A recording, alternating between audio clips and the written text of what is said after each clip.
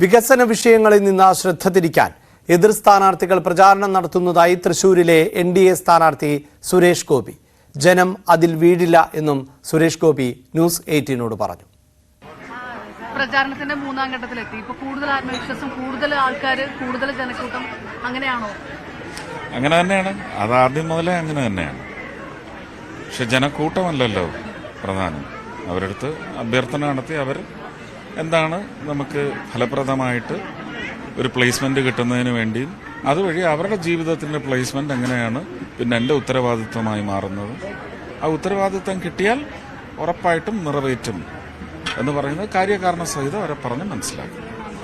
പല വിഷയങ്ങൾ പ്രചാരണത്തിൽ വന്നിരുന്നു. വികസനം ശരിക്കും ഈ ഒരു ഘട്ടത്തിലൊക്കെ ശരിക്കും ജനങ്ങൾക്കിടയിലേക്ക് കടന്നു വരുന്നുണ്ടോ?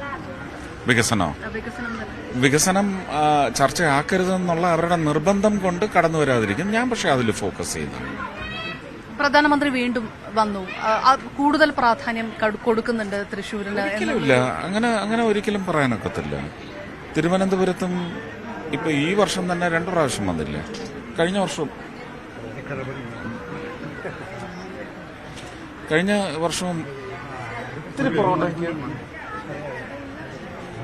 വർഷവും വന്നില്ലേ?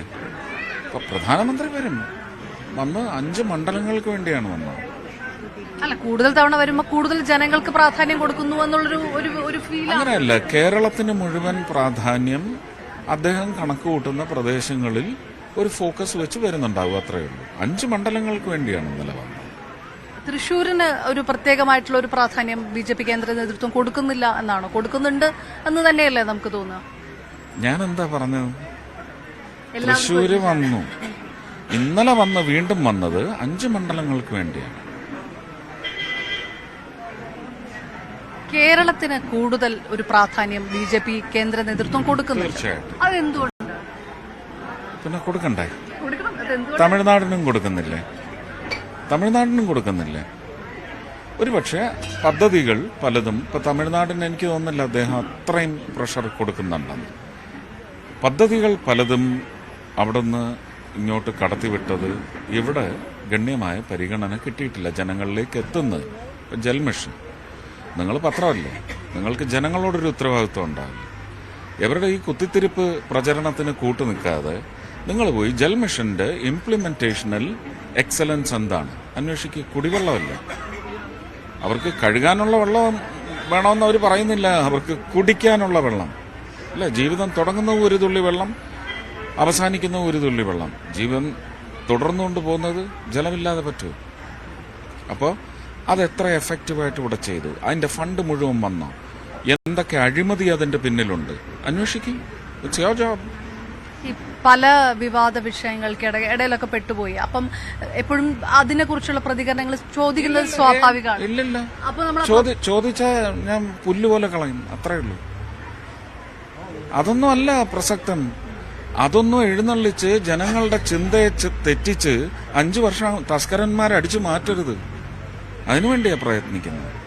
അവർ ചിന്തിക്കേണ്ട വിഷയങ്ങൾ ഞാൻ അവരെ ഓർമ്മിപ്പിക്കും.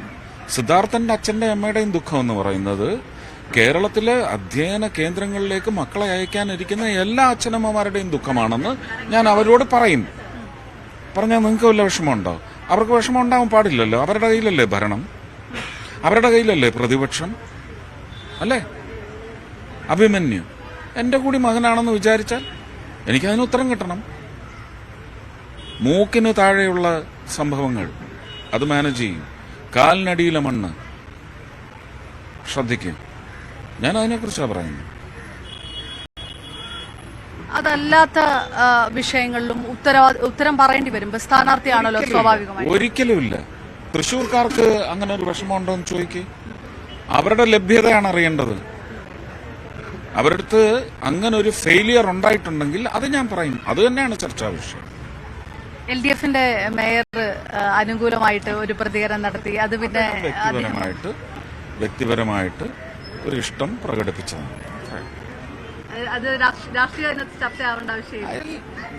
എന്താ ഇതിങ്ങനെ എല്ലാം നമുക്ക് ജീവിതമില്ലേ? മനുഷ്യർ തങ്ങളിലല്ലേ ഇന്ററാക്ട് ചെയ്യുന്ന? പക്ഷെ സ്വാഭാവികമായിട്ടും ഒരു സ്ഥാനാർത്ഥി ആയതുകൊണ്ട് എല്ലാം ചോദ്യം രാഷ്ട്രീയത്തിൽ മുങ്ങിയ അത് ഭയങ്കര വിഘടനവാദമാണ് കേട്ടോ. അത് ഭയങ്കര വിഘടനവാദമാണ്. നിങ്ങൾ ഡിവൈഡ് ചെയ്യുന്ന ഒരുപാട് ഫാക്ടേഴ്സ് ഇവിടെ പറയുന്നു. പൊളിറ്റിക്സും കൂടെ ഡിവൈഡ് ചെയ്താൽ എങ്ങനെ? അത് പറ്റും.